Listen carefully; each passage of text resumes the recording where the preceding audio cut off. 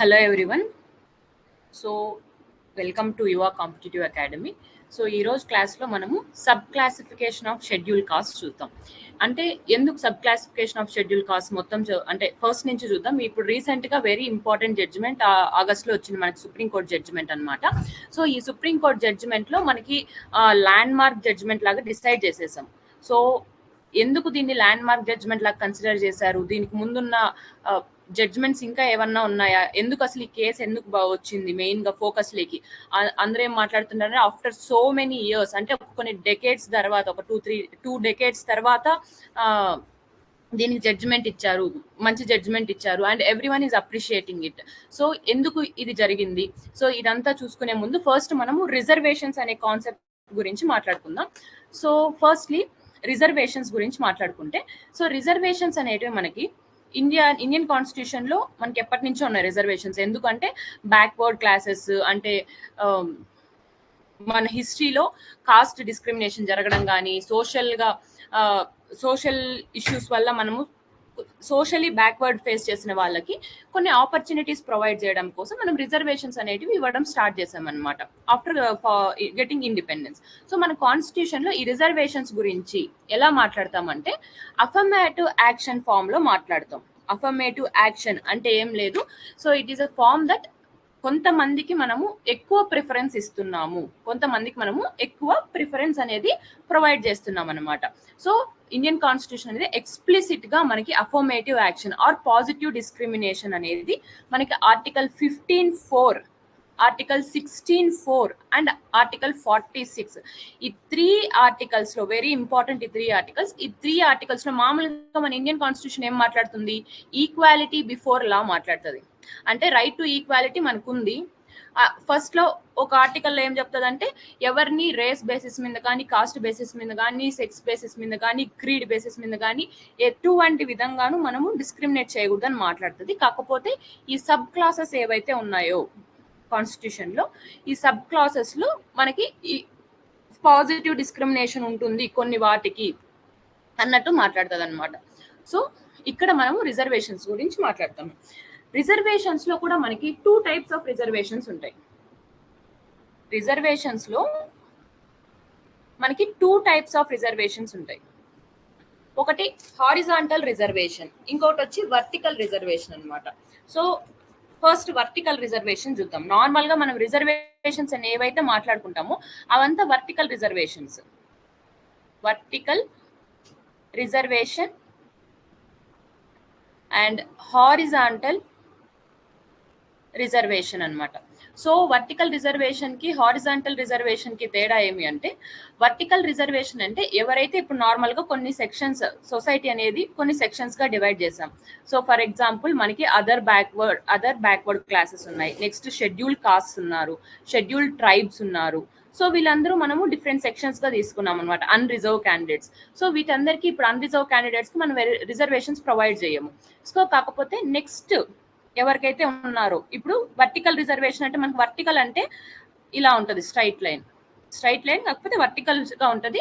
ఇక్కడ హారిజాంటల్ అంటే ఈ విధంగా అడ్డంగా ఉంటది అనమాట, పడుకొని ఉన్నట్టు. వర్టికల్ అంటే నిలువుగా ఉన్నట్టు.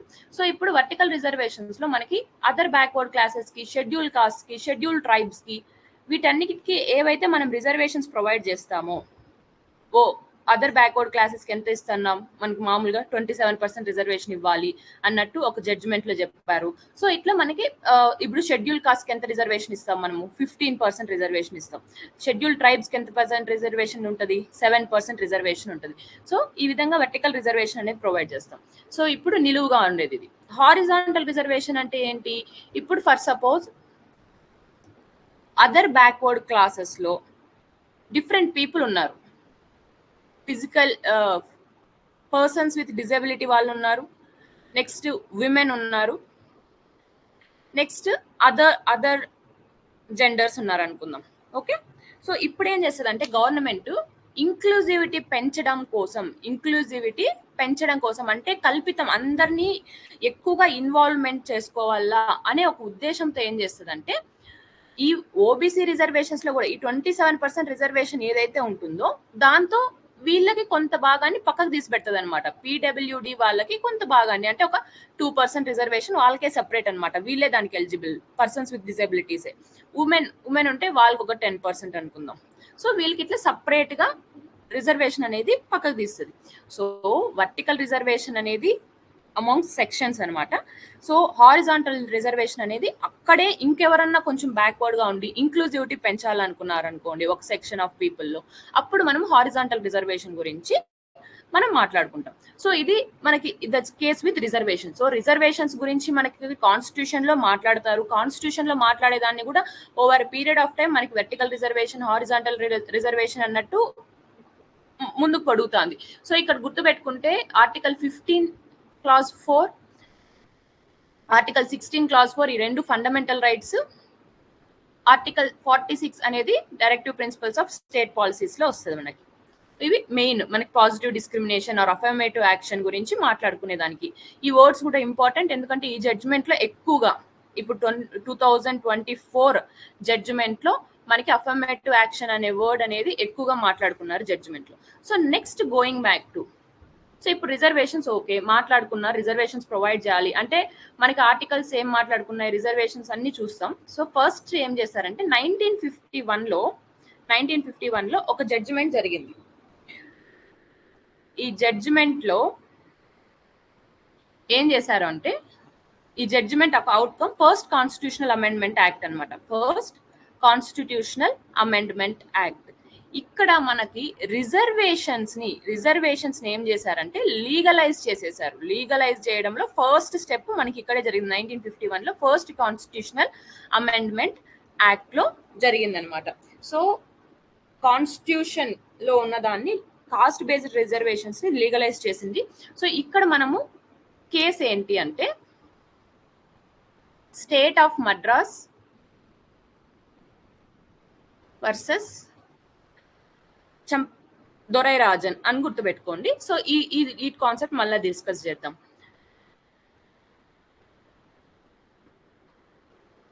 సో ఈ 1951 జడ్జిమెంట్ ఇది. సో నెక్స్ట్ మనకి మండల్ కమిషన్స్ ఫామ్ చేశారు. మండల్ కమిషన్ వాళ్ళు ఫామ్ చేసడంతో 1990లో ఏం చేశారంటే మండల్ కమిషన్ ముందే ఫామ్ చేశారు. మండల్ కమిషన్ మనకి 1979 లో ఫామ్ చేశారు. 1979 లో మనకి మండల్ కమిషన్ అనే దాన్ని ఫామ్ చేశారనమాట. సో ఈ మండల్ కమిషన్ ఇచ్చిన రికమెండేషన్స్ ఏమరా అంటే అదర్ బ్యాక్వర్డ్ క్లాసెస్ అనే వాళ్ళు చాలా మంది ఉన్నారు. Almost 50%, around 50% population, Indian population other backward classes. So వాళ్ళకి అంటూ రిజర్వేషన్స్ ఉండాలి, 27% రిజర్వేషన్స్ అంటూ ఉండాలి అన్నట్టు వాళ్ళు మాట్లాడారు అనమాట. సో 1990లో ఈ 27% రిజర్వేషన్ అనే దాన్ని ఇంప్లిమెంటేషన్ చేశారనమాట. సో ఇంప్లిమెంటేషన్ జరిగిన తర్వాత నెక్స్ట్ ఇంకొక ఇంపార్టెంట్ కేసు ఎక్కడ వచ్చిందంటే మనకి 1992 ఇప్పుడున్నలాగే పెద్ద కాన్స్టిట్యూషనల్ బెంచ్ నే ఏర్పాటు చేసుకొని మనకి ఇందిరా స్వహాని కేసు అనమాట. ఇందిరా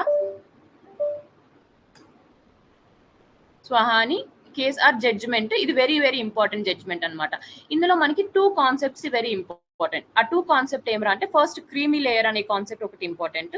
నెక్స్ట్ మనకి రిజర్వేషన్స్ అనేవి 50% కంటే ఎక్కువ ఎక్సీడ్ కాకూడదు. Reservations should not exceed more than 50%. So ఈ రిజర్వేషన్స్ ఇక్కడ మెయిన్ ఇంకా చాలా ఉన్నాయి. ప్రమోషన్స్ లో రిజర్వేషన్స్ ఇవ్వకూడదు అనేది కూడా మనకి ఇందులో కేసులో మాట్లాడారు. సో ఇంకా 2 ఇంపార్టెంట్ మాట్లాడుకుందాం మనం. రిజర్వేషన్స్ అనేటివి 50% వరకు ఎక్కువ కాకూడదు. అంటే ఇప్పుడు మనకి 100 పోస్టులు కానీ 100 ఏమన్నా ఒక పొజిషన్స్ ఉన్నాయనుకోండి, దాంతో 50% మాత్రమే రిజర్వేషన్స్ ఉండాలి. మిగిలిన 50% అనేటివి ఓపెన్ లో అందరూ కంపీట్ చేయొచ్చు. సో ఇలా ఉంచేయండి అన్నట్టు చెప్పారనమాట. సో ఇప్పుడు మనకి నెక్స్ట్ క్రీమీ లేయర్ ఏం మాట్లాడుతుంది అంటే, క్రీమీ లేయర్ లో what creamy layer talks about అంటే మనకి ఆల్రెడీ ఇప్పుడు అదర్ బ్యాక్వర్డ్ క్లాసెస్ లో కూడా కొంతమంది కొంచెం ఇన్కమ్ ఎక్కువ ఇన్కమ్ వాళ్ళకి వస్తూ ఉంటుంది. సో ఆల్రెడీ కొంచెం అడ్వాన్స్డ్ గా ఎవరైతే ఉంటారో, ఫర్ ఎగ్జాంపుల్ అడ్వాన్స్డ్ గా అదర్ బ్యాక్వర్డ్ క్లాసెస్ లో అడ్వాన్స్డ్ సెక్షన్స్ ఏవైనా ఉంటే వాళ్ళు క్రీమీ లేయర్ కింద వస్తారనమాట. అంటే ఈ క్రీమీ లేయర్ అనేది ఇంప్లిమెంట్ చేయాలి. ఎవరైతే అడ్వాన్స్డ్ ఉన్నారో వాళ్ళకి మనం రిజర్వేషన్ ఉండకూడదు, వాళ్ళు అందరిలాగే నార్మల్ గా కంపీట్ చేయాలి. సో అన్నట్టు మనకి ఈ క్రీమీ లేయర్ గురించి మాట్లాడుకున్నారు. సో ఇవి ఇంపార్టెంట్ జడ్జిమెంట్స్. సో ఇప్పుడు మనము కాన్స్టిట్యూషనల్ ప్రొవిజన్స్ చూద్దాం. కాన్స్టిట్యూషనల్ ప్రొవిజన్స్ చూసుకుంటే ఫండమెంటల్ రైట్స్ లో మేజర్ గా మనం మాట్లాడుకునేది రైట్ టు ఈక్వాలిటీ. సో ఈ జడ్జిమెంట్ లో 2024 జడ్జిమెంట్ ఏదైతే ఉందో 2024 జడ్జిమెంట్ ఉంది కదా, ఈ 2024 జడ్జిమెంట్ లో ఎక్కువ మాట్లాడింది ఆర్టికల్ 14, ఆర్టికల్ 15, ఆర్టికల్ 16, ఆర్టికల్ 14, 15, 16 దీని గురించి ఎక్కువగా మాట్లాడినారనమాట. సో ఆర్టికల్ 14 ఏం మాట్లాడుతుందంటే it is talks about equality before law. So ఇది కూడా మనం లాస్ట్ లో డిస్కస్ చేద్దాం. ఈక్వాలిటీ బిఫోర్ లా అనే కాన్సెప్ట్ కూడా ఇంపార్టెంట్. దీని గురించి కూడా జడ్జిమెంట్ లో మనకి chief justice of India Chandra గారు మాట్లాడారనమాట. ఏం మాట్లాడారు అనేది చూద్దాం. సో ఫస్ట్ ద స్టేట్, ఈ ఈక్వాలిటీ బిఫోర్ లా ఏంటి? The state shall not deny to any person equality before the law or the equal protection of the laws within the territory of India. So ప్రతి ఒక్కరికి equal గా వెళ్తుంది. So there is no denying in that. So దాన్ని ఎవరికి deny చేయకూడదు అనే దాని గురించి మనకి ఆర్టికల్ 14 మాట్లాడుతుంది, equality before law. Next article 15 అనమాట. ఆర్టికల్ 15 ఏం మాట్లాడుతుంది? Prohibition of discrimination. సో ఏ గ్రౌండ్స్ మీద కానీ religion, race, caste, sex, place of birth దేని మీద మనం డిస్క్రిమినేట్ చేయకూడదు. సో ఇలా మాట్లాడిన ఆర్టికలే ఇలా ఆర్టికల్ ఉంది, కానీ మనము రిజర్వేషన్స్ అన్నట్టు ప్రొవైడ్ చేసి అక్కడ వేరే వాళ్ళకి ఎక్కువ ఆపర్చునిటీ ఇస్తున్నాం కదా. సో దీనికోసమే మనకి అఫర్మేటివ్ యాక్షన్ అనే కాన్సెప్ట్, అంటే పాజిటివ్ డిస్క్రిమినేషన్ గురించి మాట్లాడతాం అనమాట. సో 51 clause 1 ఏం చెప్తుంది అంటే డిస్క్రిమినేట్ చేయకూడదు అని చెప్తుంది. అందులోనే 15 ఆర్టికల్ 15 clause 1, ఆర్టికల్ 15 clause 4 ఏం మాట్లాడుతుంది అంటే, సో ఎవరైతే సోషల్లీ కానీ ఎడ్యుకేషనలీ కానీ బ్యాక్వర్డ్ క్లాసెస్ ఉంటే or schedule caste and schedule tribes అనే వాళ్ళు ఉంటే, సో వీళ్ళు ఎవరైతే ఉంటారో వాళ్ళ అడ్వాన్స్మెంట్ కోసం స్టేట్ అంటే మనకి ఇక్కడ government, I mean like central government, అలా స్టేట్ ఏదన్నా ఒక స్పెషల్ ప్రొవిజన్ అనేది క్రియేట్ చేస్తా ఉంది అంటే దాన్ని ఏ ఆర్టికల్ ప్రివెంట్ చేయలేదు. అంటే దాన్ని ఓకే మీరు ఆర్టికల్ 15(1) లో ఇలా మాట్లాడారు కదా, మరి ఈ ఆర్టికల్ స్పెషల్ ప్రొవిజన్స్ క్రియేట్ చేశారు కదా, సో డిస్క్రిమినేట్ చేస్తున్నట్టు కదా అనేది మాత్రం మనం మాట్లాడకూడదు అనమాట. So nothing in this article, ఈ ఆర్టికల్లో ముందు చెప్పిండేది ఏది కానీ మనకి స్పెషల్ ప్రొవిజన్ అనే దాన్ని క్రియేట్ చేసినప్పుడు దాన్ని అర్థం చెప్పలేరు అనమాట. సో ఇది మనకి ఆర్టికల్ 15 లో మాట్లాడుకుంటారు. ఆర్టికల్ 15 clause 4 ఏం చెప్తుందంటే advancement of any social and educationally backward classes కోసం స్పెషల్ ప్రొవిజన్స్ క్రియేట్ చేయొచ్చు అన్నట్టు మనకి మాట్లాడుతుంది. సో నెక్స్ట్ మాట్లాడుకుంటే మనము ఆర్టికల్ 16 ఏం మాట్లాడుతుంది అంటే equality of opportunity in matters of public employment గురించి మాట్లాడుతుంది. ఇందులో మనకి సో ఇక్కడ కూడా ఈక్వాలిటీ ఆపర్చునిటీ అంటున్నారు. నెక్స్ట్ అదే విధంగా ఆర్టికల్ 16(4)(a) ఏం మాట్లాడుతుంది అంటే ప్రమోషన్స్ లో రిజర్వేషన్ ఉండాలి. ఎవరికి? Schedule caste and schedule tribes కి ప్రమోషన్స్ లో రిజర్వేషన్ విత్ కాన్సిక్వెన్షియల్ సీనియారిటీ. ఈ కాన్సిక్వెన్షియల్ సీనియారిటీ ఇవంతా రావడానికి కూడా there are different amendments to the constitution అనమాట. సో ఇప్పుడు ఆర్టికల్ 16(4)(a) ఇవేం చేస్తాయి అంటే మనకి రిజర్వేషన్ ఇన్ గవర్నమెంట్ సర్వీసెస్ గురించి మాట్లాడతాయి. Reservation in government services. మళ్ళా 15 clause 5, 16 clause 5 ఇవి మళ్ళీ ఎడ్యుకేషన్ ఇన్స్టిట్యూషన్స్ లో రిజర్వేషన్స్ గురించి మాట్లాడుకుంటాయి. So reservation in government services గురించి మాట్లాడతాయా. సో ఇప్పుడు ఈ మనకి ఏదైతే ఆర్టికల్స్ ఉన్నాయో ఈ 16 clause 4(a) ఏవైతే ఉన్నాయో ఇక్కడ ఏవైతే ఏంటంటే constitutional amendment act 77th constitutional amendment act 1995. So ఈ 77th కాన్స్టిట్యూషనల్ అమెండ్మెంట్ యాక్ట్ 1995 ఏం చేసిందంటే ప్రమోషన్స్ లో reservation in promotion for schedule caste and schedule tribes ఉంటది అన్నట్టు చెప్పింది అనమాట. సో రిజర్వేషన్ ఇన్ ప్రమోషన్స్ లో అంటే వాళ్ళకి ఇంకొంచెం బెనిఫిషియల్ అవ్వే దానికోసం ఇచ్చింది. సో ఇక్కడ నెక్స్ట్ తర్వాత దీన్ని కొంచెం అమెండ్ చేసుకుంటూ మనకి మాడిఫై చేసింది. ఈ రిజర్వేషన్ అనే ప్రమోషన్ లో కొంచెం మాడిఫై చేసింది. ఏ నేమ్ పెట్టి మాడిఫై చేసింది? కాన్సిక్వెన్షియల్ సీనియారిటీ అనేది యాడ్ చేసుకుంటూ 85th కాన్స్టిట్యూషనల్ అమెండ్మెంట్ యాక్ట్ 2001 లో దీన్ని మాడిఫై చేసింది. But there is reservations in promotion అన్నమాట. ఓకే, సో ఇది ఇలా ఉందా? ఇప్పుడు మనకు క్లారిటీ వచ్చింది ఎందుకు ఏ ఆర్టికల్స్ డిస్కస్ చేశారు అనేది.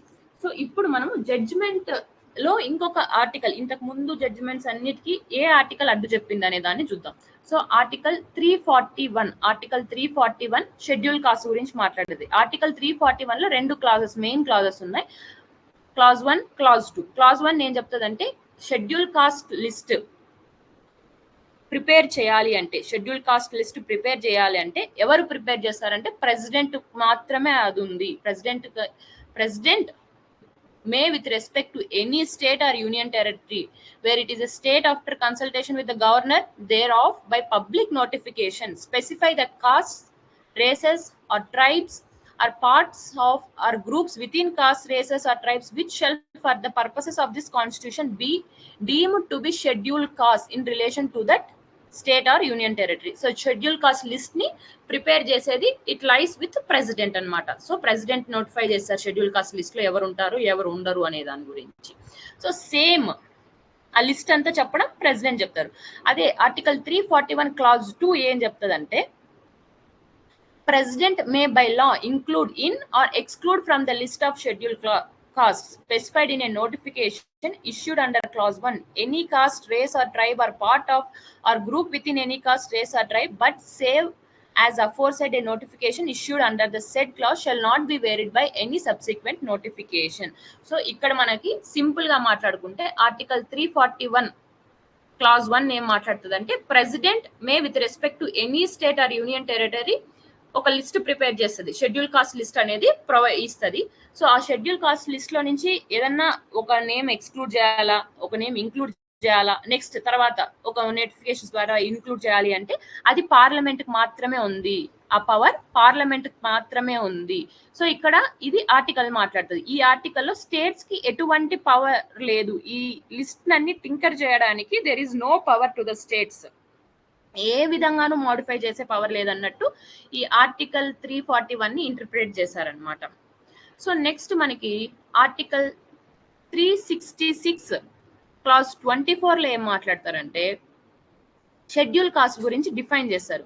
సో ఈ షెడ్యూల్ కాస్ట్ అంటే ఎవరు, ఆ షెడ్యూల్ కాస్ట్ అనేది ఎందుకోసం డిఫైన్ చేస్తారంటే ఆర్టికల్ 341 పర్పసెస్ కోసం, దాంట్లో ఎలా ఉందో వాళ్ళని మనం షెడ్యూల్ కాస్ట్ అన్నట్టు కన్సిడర్ చేస్తాము అన్నట్టు ఆర్టికల్ 366 క్లాస్ 24 అనేది మనం డిస్కస్ చేస్తాం ఇండియన్ కాన్స్టిట్యూషన్ లో. సో ఈ గ్రూప్స్ అన్ని కూడా హిస్టారికల్ ప్రాక్టీసెస్ వల్ల లైక్ అన్టచబిలిటీ కానీ వాళ్ళ జాగ్రఫికల్ ఐసోలేషన్ వల్ల కానీ so they might be socially, economically and educationally backward. Next ఇవన్నీ ప్రాబ్లమ్స్ ఫేస్ చేయడం కోసం వాళ్ళందరికీ కొంచెం ఎక్కువ సేఫ్ గార్డ్స్ ప్రొవైడ్ చేయడం కోసం మనకి ఆర్టికల్ 338 అనేది కూడా వచ్చిందనమాట. ఆర్టికల్ 338 ఏం రా అంటే the national commission of schedule caste, national commission of schedule caste అనే ఒక కాన్స్టిట్యూషనల్ బాడీ, గుర్తుపెట్టుకోండి it is a constitutional body. అంటే ఆర్టికల్ కూడా ఉంది కదా, ఆర్టికల్ 338 అనేది ఒకటి ఉంది కాబట్టి it is a constitutional body. So ఈ కాన్స్టిట్యూషనల్ బాడీని అనే దాన్ని క్రియేట్ చేశారనమాట. సో ఈ షెడ్యూల్ కాస్ట్ ఎవరైతే ఉన్నారో వాళ్ళకి రిలేటెడ్ అయిన ప్రతి ఒక్క మ్యాటర్ గురించి దాన్ని వాళ్ళకి ఏమైనా రైట్స్ సేఫ్ గార్డ్ చేయడం కానివ్వండి, సో ఇలాంటి ప్రతి ఒక్క దాంతోన వాళ్ళ యొక్క సోషల్ ఎకనామిక్ డెవలప్మెంట్ చూసుకునే దాంతో ఒక కాన్స్టిట్యూషనల్ బాడీ అనేది క్రియేట్ చేశారనమాట. సో ఇప్పుడు మనకేంటి ఇక్కడ ఉన్న ప్రొవిజన్స్ లో రైట్ టు ఈక్వాలిటీ గురించి మాట్లాడుకున్నాం. ఆర్టికల్ 14, ఆర్టికల్ 15(4), ఆర్టికల్ 16(4) మాట్లాడుకున్నాం. నెక్స్ట్ షెడ్యూల్ కాస్ట్ లిస్ట్ నుంచి ఓన్లీ ప్రెసిడెంట్ కి మాత్రమే ఆ పవర్ ఉంది, తర్వాత దాన్ని దాన్ని ఎక్స్క్లూడ్ చేయాలా ఆ లిస్ట్ ని అనే పవర్ ఓన్లీ పార్లమెంట్ కి మాత్రమే ఉంది మాడిఫై చేసేదానికి. సో స్టేట్స్ కి ఆ పవర్ లేదు అని డిస్కస్ చేసాం. నెక్స్ట్ ఏం డిస్కస్ చేసాం, షెడ్యూల్ కాస్ట్ ని ఎక్కడ డిఫైన్ చేశారు, నెక్స్ట్ షెడ్యూల్ కాస్ట్ ని ప్రొటెక్ట్ చేయడానికి ఇంకేమన్నా అదర్ బాడీస్ ఉన్నాయి. ఆర్టికల్ 338 లో national commission of schedule caste ఉంది. సో ఇప్పుడు మనకి ప్రొవిజన్స్ ఇవన్నీ ఉన్నాయన్నమాట. ఇక్కడ నెక్స్ట్ చూస్తే అంటే స్పెషల్ ప్రొవిజన్స్ క్రియేట్ చేస్తాము అది అనే మాత్రమే ఉంది. రిజర్వేషన్స్ గురించి ఎగ్జాక్ట్ గా మాట్లాడిన ఆర్టికల్స్ కూడా కొన్ని ఉన్నాయి. సో వీళ్ళకి రిజర్వేషన్ ఖచ్చితంగా ఇన్ని నెంబర్ ఆఫ్ సీట్స్, ఇంత percentage of seats there shall be reserved for them, it will be reserved అన్నట్టు. సో మనకి first article 243D, article 243D ఇది పంచాయత్స్ అనమాట. సో ఈ పంచాయత్ షెడ్యూల్ 11, ఓకే 11th షెడ్యూల్లో పంచాయత్స్ వస్తుంది కదా మనకి. సో ఈ 11th షెడ్యూల్స్ లో మనం ఏం మాట్లాడతాం, సీట్స్ అనేటివి పంచాయతీలో ఎవ్రీ పంచాయతీలో కొంత ప్రపోర్షన్ ఆఫ్ సీట్ ఆ షెడ్యూల్ కాస్ట్ యొక్క పాపులేషన్ బేస్ చేసుకొని అక్కడ ఎంతమంది పాపులేషన్ ఉన్నారు అనేది బేస్ చేసుకుంటే సో దాని బేసిస్ మీద మనకి కొన్ని సీట్స్ అనేటివి వాళ్ళకి రిజర్వ్ చేయాలి అన్నట్టు ఆర్టికల్ 243D అనేది మాట్లాడుతుంది అనమాట. ఓకే, నెక్స్ట్ మనకి మున్సిపాలిటీస్ ఉంది. మున్సిపాలిటీస్ ఏముంది, షెడ్యూల్ 12 లో ఉంటుంది. షెడ్యూల్ 12 లో మున్సిపాలిటీస్ కూడా ఎవ్రీ మున్సిపాలిటీ సేమ్ పంచాయతీలో ఎలా మనం రిజర్వేషన్ ఇస్తామో అదే విధంగా ఇక్కడ కూడా రిజర్వేషన్ ప్రొవైడ్ చేయాలి అని మాట్లాడుతుంది. నెక్స్ట్ కమింగ్ టు ఇక్కడ పంచాయతీస్, ఇది మనకి మామూలుగా లోకల్ గవర్నెన్స్ ఇది. నెక్స్ట్ మనకి మేము సెంటర్ లో కూడా ఉంది కదా, సెంటర్ లో కూడా ఈవెన్ షెడ్యూల్ కాస్ట్ కి షెడ్యూల్ ట్రైబ్స్ కి సీట్స్ అనేటివి రిజర్వ్ చేయాలి. హౌస్ ఆఫ్ పీపుల్ అంటే లోక్సభ, లేదు ఈ ఎక్కడన్నా ఒక స్టేట్మెంట్ లో పార్లమెంట్ అని ఇచ్చినా గానీ మనకు ఓకే చేయొచ్చు, పార్లమెంట్ అని ఇచ్చినా గానీ మనం ఓకే చేయొచ్చు అనమాట. సో ఆర్టికల్ 330 దాని గురించి మాట్లాడుతుంది. ఆర్టికల్ 332 ఏం మాట్లాడుతుంది అంటే స్టేట్ లెజిస్లేటివ్ అసెంబ్లీస్ లో షెడ్యూల్ కాస్ట్ కి షెడ్యూల్ ట్రైబ్స్ కి సీట్స్ అనేటివి రిజర్వ్ చేయాలి అని మాట్లాడుతుంది స్టేట్ లెవెల్లో. సో ఇక్కడ మనకి రిజర్వేషన్స్ ఉన్నాయి ఇచ్చేసామన్నట్టు ఈ ఆర్టికల్స్ అనేటివి వచ్చేసాయి. సో ఇక్కడ అంతా బాగుంది, రిజర్వేషన్స్ ఉన్నాయి, వాళ్ళని పాజిటివ్ అఫర్మేటివ్ యాక్షన్ అనేది ప్రొవైడ్ చేస్తున్నాము. ఓకే, సో నెక్స్ట్ అసలు ప్రాబ్లం ఎక్కడ వచ్చింది? సో ఇవి ఆల్రెడీ మనం డిస్కస్ చేసాం. State of Madras versus Shrimati Champakam Dorairajan case ఉంది కదా. So first constitutional amendment act ఈ కేసులోనే మనకి ఫస్ట్ టైం రిజర్వేషన్స్ అనేటివి కాస్ట్ బేస్డ్ రిజర్వేషన్స్ అనేటివి లీగలైజ్ చేశారు. అంటే కాస్ట్ బేస్డ్ రిజర్వేషన్స్ అనేటివి ఉండేలాగా చూసుకున్నారు. Next Indira Sawhney versus union of India 1992 judgement లో క్రీమీ లేయర్ గురించి రిజర్వేషన్స్ అనేటివి 50% కంటే ఎక్కువ ఎగ్జిడ్ కాకూడదు అని చెప్పి మాట్లాడుకున్నారు. Next Jarnail Singh versus Lakshmi Narayan Gupta, okay, ఇది 2018 కేసు అనమాట. ఇక్కడ సుప్రీంకోర్టు ఏం చేసిందంటే రిజర్వేషన్స్ అండ్ ప్రమోషన్స్ అనేటివి does not require the state to collect quantifiable data. ఇది బాగా గుర్తుపెట్టుకోండి, ఇక్కడ మనకి క్వాంటిఫైయబుల్ డేటా అవసరం లేదు. Backwardness of the schedule caste or schedule tribe దాని బేసిస్ మీద మనకి క్వాంటిఫైయబుల్ డేటా అవసరం లేదు for the purpose of reservations, promotions లో రిజర్వేషన్స్ ఇవ్వడానికి. ఓకే, అంత బాగుంది. ఇక్కడ నెక్స్ట్ ఎక్కడ వచ్చింది మనకి ప్రాబ్లం అంటే it's not more of problem కాదు, ఇట్స్ మోర్ ఆఫ్ ఇంకొంచెం ఎక్కువ అడ్వాన్స్మెంట్స్. షెడ్యూల్ కాస్ట్ ని ఇంకొంచెం అడ్వాన్స్మెంట్ చేయాలి, అందరికీ ఈక్వల్ ఆపర్చునిటీ దక్కాలి, షెడ్యూల్ కాస్ట్ లో కూడా ప్రతి ఒక్కరికి ఈక్వల్ ఆపర్చునిటీ దక్కాలి అనే దాని మీద మనకి ఇప్పుడు వచ్చిన జడ్జ్మెంట్ అనమాట. సో ఏమి అంటే మనకి ఇప్పుడు కాన్స్టిట్యూట్ అయిన ఒక 7 జడ్జ్ బెంచ్ కదా, 7 జడ్జ్ కాన్స్టిట్యూషన్ బెంచ్. ఇది 7 జడ్జ్ కాన్స్టిట్యూషన్ బెంచ్. ఈ 7 జడ్జ్ కాన్స్టిట్యూషన్ బెంచ్ ఏం చేసింది, డిక్లేర్ చేసింది అంటే ఇట్ రూల్డ్ దట్ ఏం చేసింది, స్టేట్స్ కి పవర్ ఇచ్చింది. జడ్జిమెంట్ ఏంది, states have the power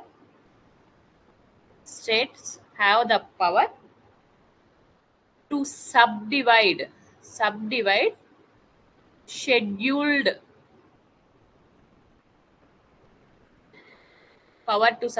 scheduled caste అనమాట. వాళ్ళని సపరేట్ గ్రూప్స్ గా సబ్ డివైడ్ చేసుకోవాలి, సబ్ క్లాసిఫికేషన్ చేసుకునే పవర్ స్టేట్స్ కి ఇచ్చింది. So that they can provide sub quotas within the quota. So ఇక్కడ కాన్సెప్ట్ సింపుల్ గా మనం చూసేద్దాం. ఎలా చూద్దామంటే ఏ టర్మ్స్ లో చూద్దామంటే ఇప్పుడు మనకి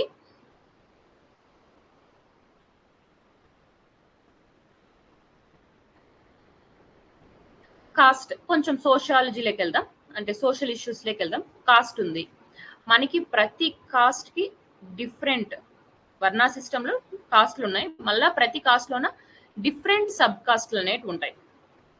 సబ్ కాస్ట్ అనేటివి common, sub caste 2, sub caste 3 ఇలాంటివి కామన్. మళ్ళా సబ్ కాస్ట్ లో కూడా సబ్ కాస్ట్ అనేవి ఉంటాయి. సో అట్లా ఇప్పుడు మనము షెడ్యూల్ కాస్ట్ అనే వాళ్ళకి 15% రిజర్వేషన్ ఇచ్చాం.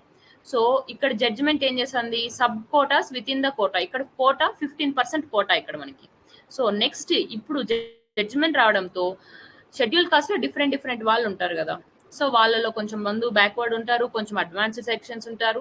సో అందులో కూడా మళ్ళీ సబ్ కోటాస్ అనేటివి ప్రొవైడ్ చేయొచ్చు, సబ్ కోటాస్ అనేటివి క్రియేట్ చేయొచ్చు అన్నట్టు మనకి జడ్జిమెంట్ అయితే ఇచ్చారనమాట. ఓకే, కాకపోతే ఇదేం చేశారు, ఈ జడ్జిమెంట్ ఇవ్వడానికి చాలా ఉంది ఓకే వెనకాల. సో ఫస్ట్ మనం మాట్లాడుకునేది ఏం మాట్లాడుకుందామంటే,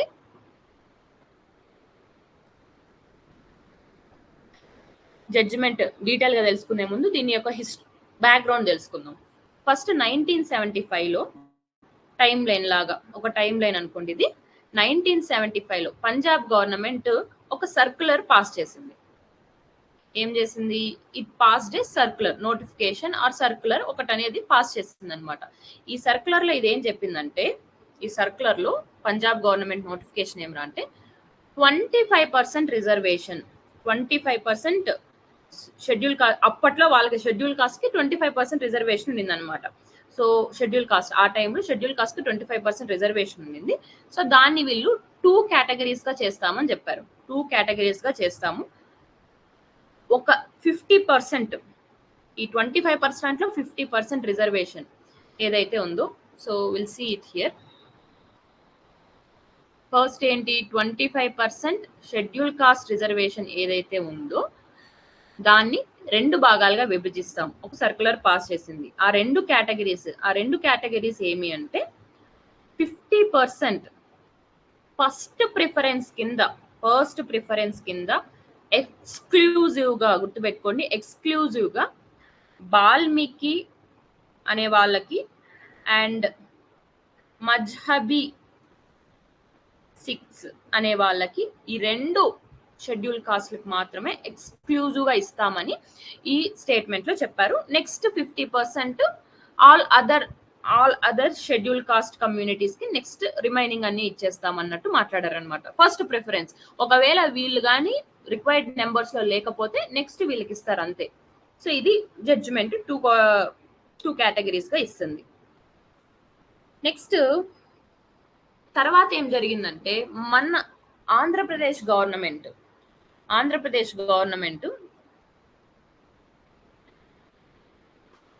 ఇది ఉంది కదా, 1999లో ఒక ఆర్డినెన్స్ అనేది పాస్ చేసింది. సో ఈ ఆర్డినెన్స్ ఏమి అంటే, ఆర్డినెన్స్ పాస్ చేసింది అండ్ దాని తర్వాతే అది 2000లో యాక్ట్ గా కూడా మారింది. The Andhra Pradesh schedule caste rationalization of reservations act, the Andhra Pradesh schedule caste rationalization of reservations act 2000. ఇది 1999లో ఆర్డినెన్స్ అన్నమాట. ఇదేం చేసిందంటే, షెడ్యూల్ కాస్ట్ లో మనకి ఆల్రెడీ ఓబీసీస్ లో ఉన్నారు, బీసీఏ, బీసీబీ, బీసీడి, బీసీఈ, కొన్ని బీసీసీ, బీసీడి, కొన్ని స్టేట్స్ లో అయితే బీసీఈ కూడా ఉన్నారు. సో ఇట్లా డిఫరెంట్ సబ్ క్లాసిఫికేషన్స్ ఉన్నాయి. ఇప్పుడు షెడ్యూల్ కాస్ట్ లో కూడా, ఇక్కడ ఎస్సీ అంటే ప్రతి చోట షెడ్యూల్ కాస్ట్ అనమాట. సో షెడ్యూల్ కాస్ట్ కూడా ఏం చేసిందంటే 4 కేటగిరీస్ గా డివైడ్ చేసింది. ఆంధ్రప్రదేశ్ గవర్నమెంట్ యాక్ట్ పాస్ చేసి 4 కేటగిరీస్ గా డివైడ్ చేసింది అనమాట, 4 గ్రూప్స్ లాగా, ఏ, బి, సి, డి. సో ఇట్లా చేసి వీళ్ళకి different varying percentages of reservations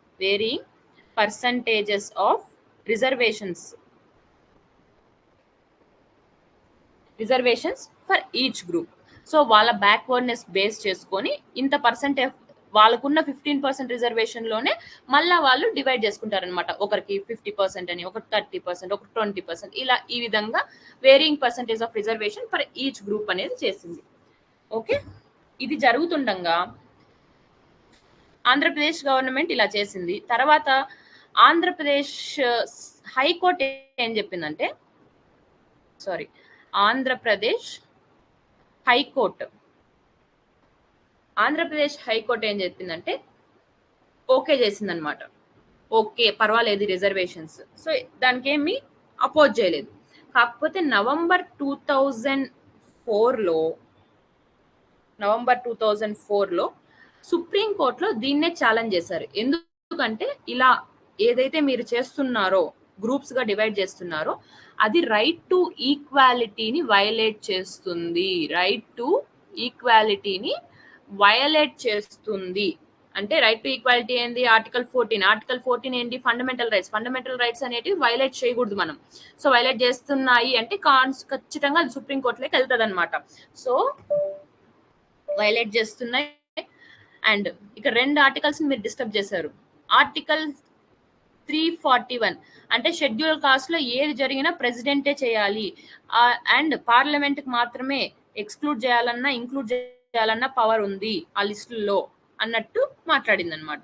schedule caste తో ఏం చేయాలన్నా ప్రెసిడెంట్ కి, ఇంక్లూడ్ చేయాలా ఎక్స్క్లూడ్ చేయాలన్నా పార్లమెంట్ చూసుకోవాలి.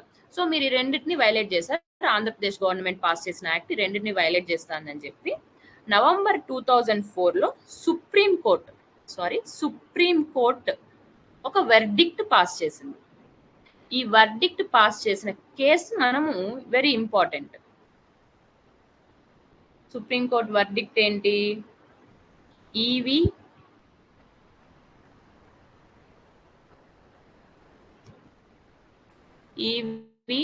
Chinnaiah versus state of Andhra Pradesh. E V Chinnaiah versus state of Andhra Pradesh అన్నమాట. సో మన ఆంధ్రప్రదేశ్ లో పాస్ చేసిన 2000 యాక్ట్ ఉంది కదా, దాన్ని అన్కాన్స్టిట్యూషనల్ అని చెప్పి డిక్లేర్ చేశారు. ఇట్ ఈస్ ఫుల్లీ అన్కాన్స్టిట్యూషనల్ అని చెప్పి డిక్లేర్ చేసేసారు. సో అప్పుడు కొట్టేశారంటే ఇప్పుడు రాదు. కానీ నెక్స్ట్ ఏం జరిగిందంటే ఈ వెర్డిక్ట్ ఏం పట్టించుకోకుండా, ఈ సుప్రీంకోర్టు వెర్డిక్ట్ ఏమీ పట్టించుకోకుండా మనకి 2006 లో ఓకే బిఫోర్ దట్ ఇంకొకటి జరిగింది 2006 లో. సో ఈ సుప్రీంకోర్టు ఈ జడ్జిమెంట్ పాస్ చేసిన వెంటనే 2006 లో పంజాబ్ అండ్ హర్యానాకి సేమ్ హైకోర్టు, ఇది రెండిటికి కలిపి ఒకటే హైకోర్టు ఉండేది. పంజాబ్ అండ్ హర్యానా హైకోర్టు ఏం చేసిందంటే వాళ్ళు 1975 లో పాస్ చేసిన నోటిఫికేషన్ ఏదైతే ఉందో దాన్ని doctor Krishan Pal versus state of Punjab ఉంది కదా. సో ఈ కేసులో 1975 లో వచ్చిన సర్క్యులర్ ఏదైతే ఉందో దాన్ని వాళ్ళు నల్లిఫై చేశారు, అంటే క్యాన్సిల్ చేశారు, స్ట్రక్ డౌన్ చేసేసారు. అది ఇప్పుడు ఉండదు. సో కానీ పంజాబ్ గవర్నమెంట్ ఏం పట్టించుకోకుండా ఒక యాక్ట్ అయితే పాస్ చేసింది. పంజాబ్ షెడ్యూల్డ్ కాస్ట్స్, ఇది ఎప్పుడు పాస్ చేసింది? 2006 లోనే పాస్ చేసింది. ఈ స్ట్రక్ డౌన్ చేసిన వెంటనే సర్కులర్ స్ట్రక్ డౌన్ చేశారు కదా అని వీళ్ళు యాక్ట్ క్రియేట్ చేశారనమాట. Punjab schedule castes and backward classes reservation in services act అన్నమాట. సేమ్ మనం ఆ 1975 లో ప్రొవిజన్స్ ఏమున్నాయో సేమ్ ప్రొవిజన్స్ ని తీసుకునింది. అండ్ పంజాబ్ హైకోర్టు దీన్ని, పంజాబ్ హర్యానా హైకోర్టు ఈ యాక్ట్ ను కూడా అన్కాన్స్టిట్యూషనల్ అని డిక్లేర్ చేసింది.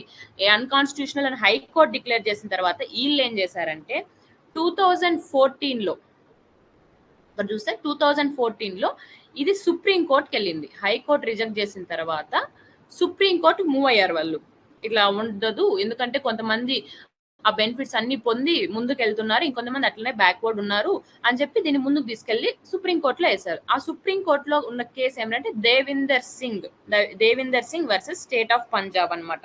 సో ఈయన ఏం చేశాడంటే ఇది చాలా పెద్ద మ్యాటర్, దీంతో మనకి సోషల్ ఈక్వాలిటీ గురించి ఉంది. నెక్స్ట్ మనము ప్రతి ఒక్కటి ఇంక్లూజివిటీ కానీ ఈక్వాలిటీ ఎక్కువ కానీ అండ్ సోషల్ సంబంధించిన ఇష్యూస్ ఎక్కువగా ఉన్నాయి. అంటే మనము షెడ్యూల్ కాస్ట్ ని ఎలా ఏ విధంగా మనం ప్రొవైడ్ చేస్తే వాళ్ళని మనం డిస్క్రిమినేట్ చేయకుండా ఉంటాము అనే క్వశ్చన్స్ ఎక్కువగా ఉన్నాయి. కాబట్టి దీన్ని కొంచెం పెద్ద బెంచ్ కి రెఫర్ చేస్తాము. పెద్ద బెంచ్ కి రెఫర్ చేసి they refer to 5 judge bench. ఈ అప్పీల్ ఏదైతే ఉందో అప్పీల్ ని 5 జడ్జ్ బెంచ్ కి ట్రాన్స్ఫర్ చేశారనమాట. ఈ 5 జడ్జ్ బెంచ్ లీడ్ చేసింది ఎవరు? జస్టిస్ అరుణ్ మిశ్రా. సో ఈయన కూడా ఏం చేశారంటే ఇది చాలా పెద్ద మ్యాటర్, ఇంకా కొంచెం పెద్ద జడ్జెస్ అంటే పెద్ద కాన్స్టిట్యూషనల్ బెంచ్ రెఫర్ చేస్తే బాగుంటుంది అని చెప్పి ఈయన కూడా మళ్ళీ ఇంకొక పెద్ద కాన్స్టిట్యూషనల్ బెంచ్ కి రెఫర్ చేశారు. సో ఈ మ్యాటర్ ని రెఫర్ చేశారు. అండ్ సేమ్ టైంలో తమిళనాడులో కూడా ఇంకొక యాక్ట్ పాస్ చేశారనమాట. సో తమిళనాడులో 2006లో ఇంకొక యాక్ట్ పాస్ చేశారు. పంజాబ్ యాక్ట్ ఒకటి ఉంది, తమిళనాడు అరుణ్ తియార్స్ అనే వాళ్ళు ఉన్నారు. వాళ్ళు కూడా కొంచెం బ్యాక్వర్డ్, వాళ్ళకంటూ సపరేట్ రిజర్వేషన్స్ ప్రొవైడ్ చేయడానికి యాక్ట్ పాస్ చేశారనమాట. Tamil Nadu Arunthathiyars reservation act 2006. ఈ రెండు కేసెస్ ని తీసుకొని సుప్రీం కోర్టులో లార్జర్ బెంచ్ క్రియేట్ చేశారు. ఆ లార్జర్ బెంచే మనకి ఈ రోజు మనం మాట్లాడుకున్న 2024 అన్నమాట. 2024 జడ్జిమెంట్. 2024 జడ్జిమెంట్ ఇప్పుడు వచ్చిన జడ్జిమెంట్. ఈ జడ్జిమెంట్ ఏంటి అంటే వీళ్ళు ఏం నోట్ చేశారంటే, ఇంతకు ముందు మనం మాట్లాడుకున్నట్టు స్టేట్స్ కి పవర్ ఇచ్చారు. జడ్జిమెంట్ ఏంటి, states has the power to give sub Kotas. ఆ షెడ్యూల్ కాస్ట్ వాళ్ళని సబ్ డివైడ్ చేసి వాళ్ళకి కోటాస్ ని ప్రొవైడ్ చేయాలి. ఇది final judgement.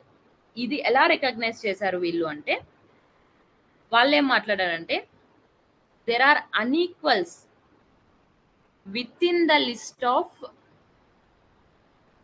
scheduled castes, scheduled tribes and socially and educationally backward classes. So వీళ్ళందరిలో కూడా అన్ఈక్వల్స్ ఉన్నారు.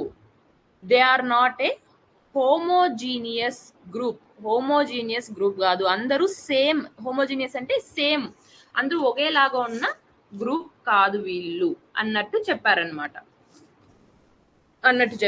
ఇంకా ఏం చెప్పారు,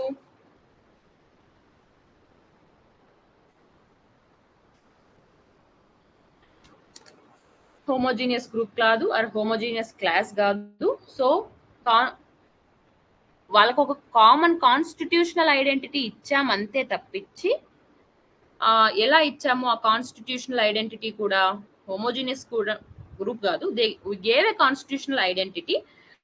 వాళ్ళు ప్రీవియస్ గా అన్టచబిలిటీ ఎక్స్పీరియన్స్ చేశారు, డిస్క్రిమినేషన్ ఎక్స్పీరియన్స్ చేశారు. దాని బేసిస్ మీద షెడ్యూల్ కాస్ట్ అనే ఒక కాన్స్టిట్యూషనల్ ఐడెంటిటీ ఇచ్చినాము. అట్లని చెప్పి వాళ్ళు హెటరోజీనిటీ ఉండదు అని అనుకోవడం మన తప్పు. హెటరోజీనిటీ ఉండదు అమాంగ్ దెమ్, వాళ్ళ మధ్యలో హెటరోజీనిటీ ఉండదు అనుకోవడం మన తప్పు. They are not homogeneous group అని చెప్పారనమాట. సో ఈ ఇట్లా చెప్పేసిన తర్వాత ఏం చెప్పారంటే, మీరు సబ్ క్లాసిఫికేషన్ చేసుకోవచ్చు. ఏం చేయొచ్చు, సబ్ క్లాసిఫికేషన్ చేసుకోవచ్చు. సబ్ క్లాసిఫికేషన్ అనేది మేము అలో చేస్తాం, ఇట్ ఈస్ అలౌడ్. కాకపోతే it should be based on intelligible differentia. అంటే ఏమి అంటే, ఒక గ్రూప్ ని ఇంకొక గ్రూప్ ని మనం మార్క్ చేసేటప్పుడు ఎలా మార్క్ చేస్తావు, ఒక గ్రూప్ ఇంకొక గ్రూప్ నుంచి డిఫరెంట్, వాళ్ళ ఎకనామిక్ స్టేటస్ డిఫరెంట్ అని నువ్వు మార్క్ చేసేటప్పుడు ఒక క్లియర్ క్యారెక్టరిస్టిక్ మెయింటైన్ చేయాలి. అంటే very very very very careful గా నువ్వు దాన్ని చేయాలి. ఒక రేషనాలిటీ మెయింటైన్ చేయండి. అంతేగాని ఓటింగ్ కోసం అలా గాని, జస్ట్ చెప్తున్నా, ఓటింగ్ కోసం వాళ్ళని తీసుకోవడం కానీ అలాంటివి ఏం చేయొద్దు. ఒకరి మీద ప్రిఫరెన్స్ చూపించి అలా చేయొద్దండి. ఒక రేషనల్ గా చూసి ఈ పర్పస్ చేయండి. ఇంటెలిజిబుల్ డిఫరెన్షియా, దాన్ని మీరు ఎలా ఐడెంటిఫై చేస్తారు, ఇది ఏదైతే ఉందో ఇంటెలిజిబుల్ డిఫరెన్షియా అనేది, అంటే స్టేట్ అనే వాళ్ళు they have to identify different degrees of backwardness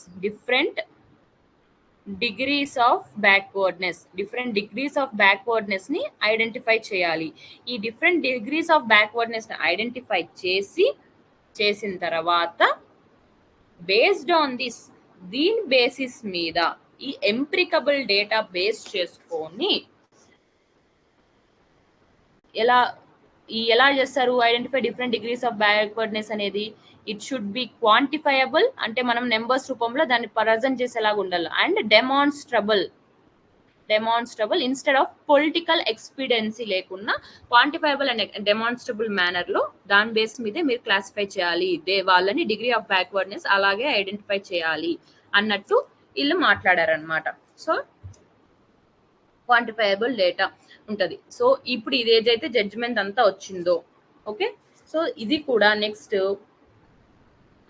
it will B subject to it will also be subject to judicial review. మీరు ఒకవేళ ఏదన్నా తేడా చేస్తున్నారు అని చెప్పి ఎవరన్నా మా దగ్గర కంప్లైంట్ చేస్తే లేదా మేమే అన్నా కూడా జుడిషియల్ రివ్యూ తీసుకుంటాం. మేము అంటే ఇక్కడ సుప్రీం కోర్ట్ అనమాట.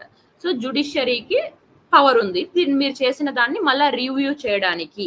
ఓకే, అల్టిమేట్ పవర్ మీ దగ్గర లేదు అన్నట్టు మాట్లాడుతున్నారు అనమాట. అదే విధంగా మీరు ఆర్టికల్ 341 లో ఉన్న షెడ్యూల్ కాస్ట్ ని బయట షెడ్యూల్ కాస్టే కాదు అని రికగ్నైజ్ చేయకుండా ఉండకూడదు. ఎందుకంటే దాన్ని ఆ లిస్ట్ నువ్వేం చేయొద్దు. ఉన్న లిస్టులు ఆ లిస్టుల్లోనే మీరు సబ్ క్లాసిఫై చేసుకొని మీరు కోటాస్ పంచుకోండి. But it will B subject to judicial review అన్నట్టు మాట్లాడారు అనమాట. సో అన్నట్టు మాట్లాడారు. సో ఇది మనకి మెయిన్ ఇంపార్టెంట్ జడ్జిమెంట్. సో ఇందులో ఒక 4 జడ్జెస్ ఉన్నారు. జస్ట్ మెయిన్ గా మనకి మెయిన్ జడ్జ్ ఎవరు అంటే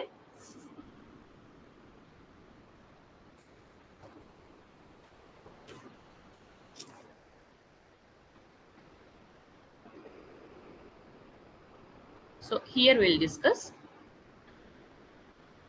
మనకి సిజేఐ డివై చంద్రచూడ్ గారు ఏం చెప్పారు, చీఫ్ జస్టిస్ ఆఫ్ ఇండియా గారు, సబ్ క్లాసిఫికేషన్ అనేది is a tool to secure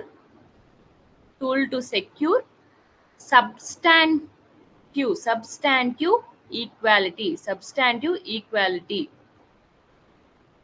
so schedule caste అనే వాళ్ళు మోనోలిథిక్ బ్లాక్ కాదు.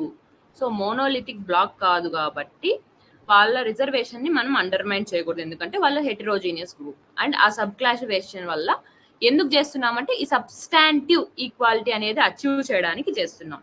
ఓకే, ఇప్పుడు మనం చూద్దాం ఈ సబ్స్టాంటివ్ ఈక్వాలిటీ అంటే ఏంటి అనేది చూద్దాం. ఇక్కడ మనం చూద్దాం substantive equality and formal equality చూద్దాం. ఓకే, సబ్స్టాంటివ్ ఈక్వాలిటీ అంటే before going substantive formal equality చూద్దాం. ఫార్మల్ ఈక్వాలిటీ అంటే it is nothing but equality before లా. ప్రతి ఒక్కరిని వాళ్ళ ఎన్నన్నా డిఫరెన్స్ ఉన్నాయిలేండి, ఏదన్నా డిఫరెన్స్ ఉన్నాయిలేండి, సో పట్టించుకోరు. ఎన్ని వాళ్ళ ఇన్హెరెంట్ గా ఏమన్నా ఉండొచ్చు, వాళ్ళ లోపల ఎన్ని డిఫరెన్స్ అన్నా ఉన్నాయండి, they are considered, every one is treated same. Every one ని మనం వాళ్ళ ఎలా ఉన్నా కానీ they are treated as same అనమాట. అంటే ఫార్మల్ ఈక్వాలిటీలో treats every one the same regardless of their inherent differences. So ఇప్పుడు మనం ఇక్కడ గమనించుకుంటే ఈ పిక్చర్ లో చూస్తే ఇది ఈక్వాలిటీ, ఇదేంటిది, ఇది మనకి ఫార్మల్ ఈక్వాలిటీ అన్నమాట. Formal equality. సో వాడు పొడుగ్గా ఉన్నారా, పొట్టిగా ఉన్నారా, యావరేజ్ హైట్ ఉన్నారా అనేది ఏం మ్యాటర్ కాదు, అందరికి ఒక్కొక్క బాక్స్ అయితే ఇచ్చేసినాం. ఓకే, సో ఇది formal equality. Next substantive equality అనేది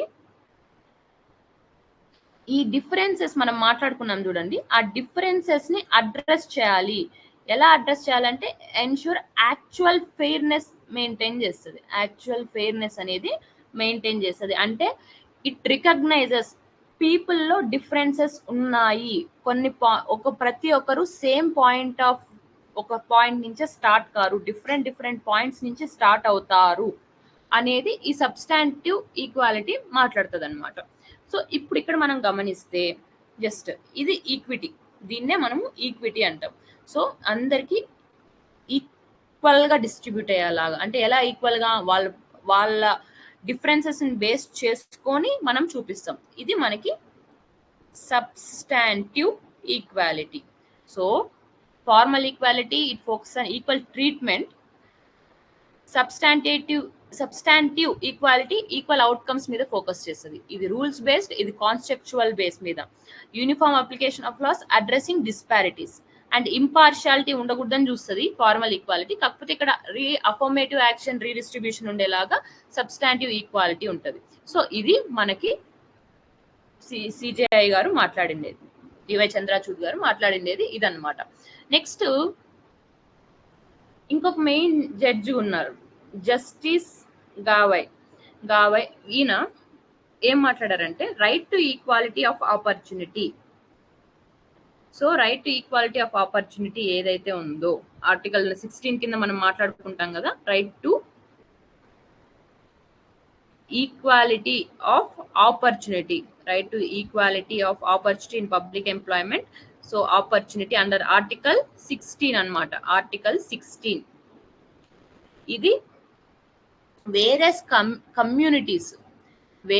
కమ్యూనిటీస్ యొక్క సోషల్ పొజిషన్ ఉంటుంది కదా, వేరియస్ కమ్యూనిటీస్ యొక్క సోషల్ పొజిషన్ ఏదైతే ఉంటుందో, సోషల్ పొజిషన్ అనేది వాళ్ళ డిఫరెన్సెస్ ఉంటాయి, దాన్ని అకౌంట్ లెక్క తీసుకొని ఇది మనకి ముందుకెళ్ళాలి అన్నట్టు ఈయన మాట్లాడారు.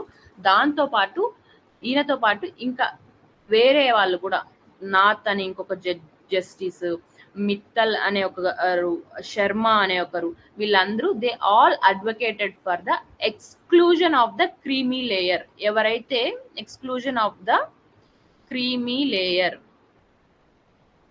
So among the, so OBCs లో ఎలా అయితే రిజర్వేషన్ ఉంటుందో అలాగే creamy layer, non creamy layer అనే బేసిస్ మీద ఇక్కడ కూడా schedule castes and schedule tribes from reservation benefits నుంచి వీళ్ళని ఎక్స్క్లూడ్ చేయండి, క్రీమీ లేయర్ ఉన్న వాళ్ళని ఎక్స్క్లూడ్ చేయండి అన్నట్టు పెట్టారనమాట. ఏంటిది అంటే, ఫర్ సపోజ్ మనం తీసుకుందాం, మెయిన్గా ఆంధ్రప్రదేశ్లో మాలాస్ అండ్ మాదిగాస్. సో వీటి గురించే ఎక్కువగా ఈ ఈ ఈ జడ్జిమెంట్స్ ఏవైతే మాట్లాడుకున్నారో మన ఆంధ్రప్రదేశ్ రిగార్డింగ్ జడ్జిమెంట్స్ కానీ ఈ సెక్షన్స్ గురించే మాట్లాడుకున్నారు అన్నమాట, ఈ కమ్యూనిటీస్ గురించే మాట్లాడుకున్నారు. ఈవెన్ లాస్ట్ టైం తెలంగాణకి వచ్చినప్పుడు కూడా మాదిగాస్ కి ఎక్కువ సపోర్ట్ చేస్తాము అన్నట్టు మనకి ప్రైమ్ మినిస్టర్ గారు కూడా మాట్లాడారనమాట. సో ఇట్లా ఇప్పుడు వీళ్ళు చాలా మంది టీచర్స్ ఉన్నారు, చాలా మంది ఐఏఎస్ ఆఫీసర్స్ ఉన్నారు అనుకుందాం, ఐపీఎస్ ఆఫీసర్స్ ఉన్నారు అనుకుందాం, పెద్ద పెద్ద గవర్నమెంట్ జాబ్స్ లో ఉన్నారు. గవర్నమెంట్ జాబ్స్ లో ఆల్రెడీ ఉన్నారు వాళ్ళు, ఏదో ఒక గవర్నమెంట్ జాబ్. కాకపోతే ఇక్కడ ఏం జరుగుతుందంటే నెక్స్ట్ జనరేషన్, ఫస్ట్ జనరేషన్ వాళ్ళు ఉన్నారు, వాళ్ళ సెకండ్ జనరేషన్ కూడా ఈ బెనిఫిట్ వర్తిస్తుంది. వాళ్ళు కూడా వీళ్ళకి డబ్బు ఉందా లేదా అనేది ఏం చూడరు అనమాట, ఎకనామికల్ గా ఫార్వర్డ్ అయ్యారా లేదా అనేది చూడకుండా షెడ్యూల్ కాస్ట్ లిస్ట్ లో ఉన్నారు కాబట్టి సెకండ్ జనరేషన్ కూడా ఆ ప్రొవిజన్స్ వర్తిస్తున్నాయి.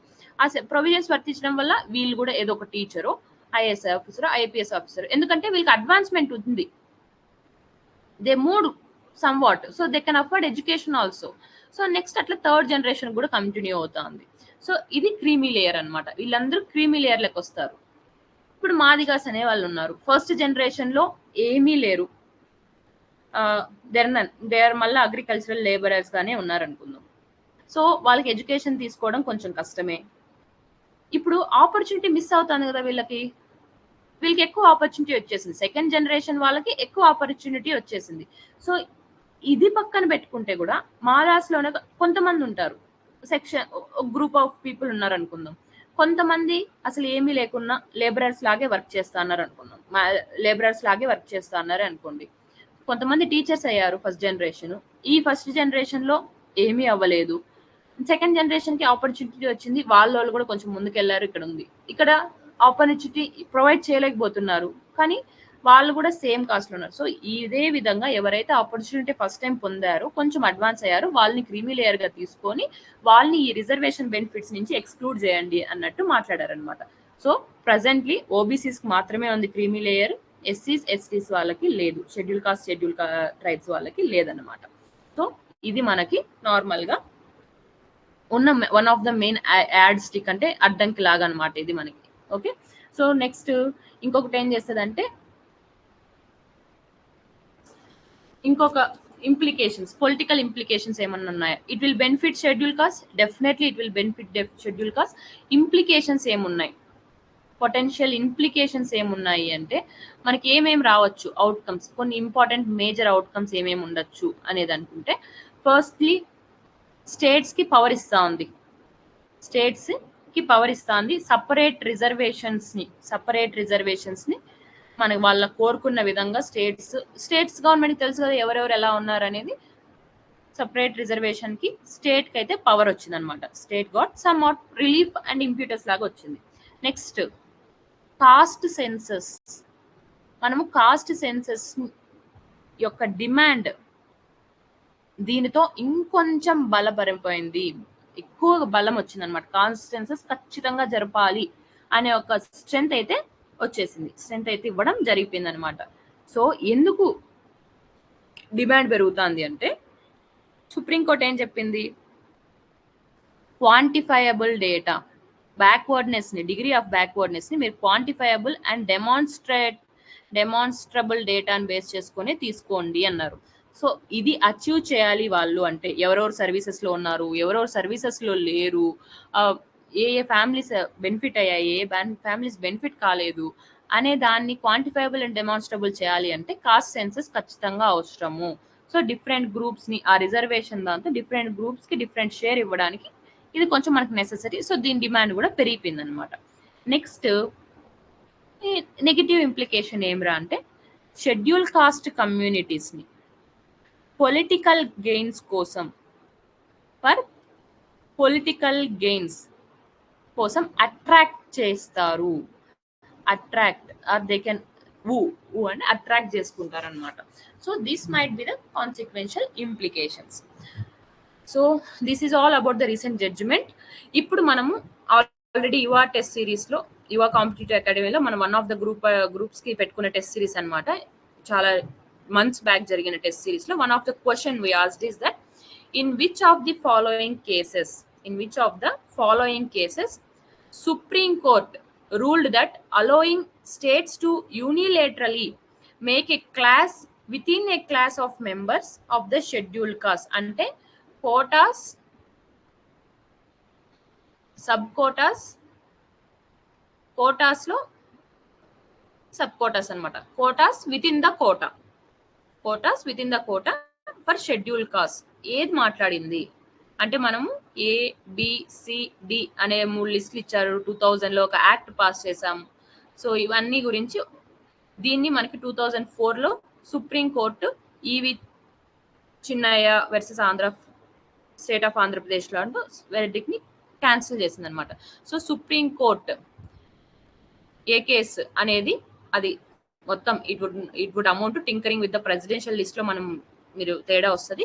సో ఇది అన్కాన్స్టిట్యూషనల్ అని చెప్పి కొట్టేసింది ఏది అంటే it's a case called E V Chinnaiah versus state of Andhra Pradesh and others అనమాట. So this is the answer. So మనం ఇప్పుడు రిమైనింగ్ ఆప్షన్స్ కూడా చూద్దాం ఒకసారి. Janhit Abhiyan versus union of India. Janhit Abhiyan versus union of India case వచ్చి వెరీ రీసెంట్ కేసు, ఇది కూడా 2022లో వచ్చిన కేసు అనమాట. ఇక్కడ కోర్టులో ఏం ఛాలెంజ్ చేశారంటే 103rd కాన్స్టిట్యూషనల్ అమెండ్మెంట్ యాక్ట్, ఇది కూడా రిలేటెడ్ టు రిజర్వేషన్స్ అనమాట. ఓకే, రిజర్వేషన్స్ కి ఇది రిలేటెడ్. ఇది ఈడబ్ల్యూఎస్ రిజర్వేషన్ కేసు అని కూడా అంటారు, economically weaker sections reservation case. మనకి 103rd కాన్స్టిట్యూషనల్ అమెండ్మెంట్ యాక్ట్ ఏం చేసింది, 10% రిజర్వేషన్ అయితే ప్రొవైడ్ చేసింది కదా.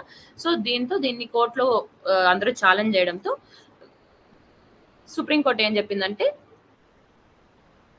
ఇది అప్హెల్డ్ చేస్తుంది అనమాట. It is a constitutionally valid అన్నట్టు ఓకే చేసింది, it is constitutionally valid. So అది ఈ case. Next Unnikrishnan, J P and others etcetera versus state of Andhra Pradesh and others వస్తారు. సో ఈ కేసులో ఏం చెప్పిందంటే మనము ఇది రిలేటెడ్ టు ఎడ్యుకేషన్ అనమాట. ఎడ్యుకేషన్ ని ఫండమెంటల్ రైట్స్ లో fundamental right to education for a professional degree, గుర్తుపెట్టుకోండి, ఫర్ ఏ ప్రొఫెషనల్ డిగ్రీకి ఫండమెంటల్ రైట్ ఉంటుంది అన్నట్టు సమ్ కన్సెషన్స్ ఉండాలి అన్నట్టు మాట్లాడితే గవర్నమెంట్స్ అంతా అప్పుడు వెళ్ళి ప్రైవేట్ ఎడ్యుకేషనల్ ఇన్స్టిట్యూషన్స్ కోర్టులో వేశారనమాట. సో కోర్టులో రూల్ ఏం చేసిందంటే, సో ఈ కేసులో దెర్ ఈజ్ నో, మనకి ఆర్టికల్ 21 ఉంది కదా, ఆర్టికల్ 21 అనేది రైట్ టు లైఫ్ అనమాట. రైట్ టు లైఫ్ లో మనకి రైట్ టు బేసిక్ ఎడ్యుకేషన్ అనే దాన్ని కూడా డిరైవ్ చేస్తారు. సో రైట్ టు ఎడ్యుకేషన్ మనకి సపరేట్ ఆర్టికల్ 21A అది వేరు. సో ఇక్కడ మనకి బేసిక్ ఎడ్యుకేషన్ ఈ రైట్ ఆర్టికల్ 21 లో డిరైవ్ చేస్తున్నారు కదా. సో వీళ్ళు డిరైవ్ చేసినప్పుడు ఏం చెప్పారంటే ప్రొఫెషనల్ డిగ్రీస్ కి అలాంటి ఏంటి ఫండమెంటల్ రైట్ ఉండదు అని వీళ్ళు కూడా అన్నారనమాట. సో అంటే ప్రైవేట్ ఇన్స్టిట్యూషన్స్ కూడా ఓకే అంటే వాళ్ళకి కొంచెం ఫేవర్ గా వెళ్ళింది అది. So there is no fundamental right to education for a professional degree and derived under article 21 గుర్తుపెట్టుకోండి. సో ఇది Unnikrishnan J P and others versus state of Andhra Pradesh and others అనమాట. సో ఇది ఈ కేసు. So next I R Coelho by LRs versus state of Tamil Nadu ఉంది కదా, దీన్ని మనము 9th షెడ్యూల్ కేస్ అంటారు. 9th షెడ్యూల్ కేస్, ఈ 9th షెడ్యూల్ కేస్ అని కూడా అంటారు. ఇక్కడ ఏం చేసిందంటే supreme court it confirmed that basic structure అనేది, బేసిక్ స్ట్రక్చర్ డాక్ట్రిన్ ఉంది కదా, సో ఈ బేసిక్ స్ట్రక్చర్ డాక్ట్రిన్ అనేది సుప్రీం, సో షెడ్యూల్ 9 కావచ్చు, ఏదన్నా కావచ్చు, కాన్స్టిట్యూషన్ లో ఉన్న బేసిక్ స్ట్రక్చర్ డాక్ట్రిన్ అనేది దాని యొక్క సుప్రీమసీని అప్హెల్డ్ చేసింది. So that is all about today's class. Thank you very much.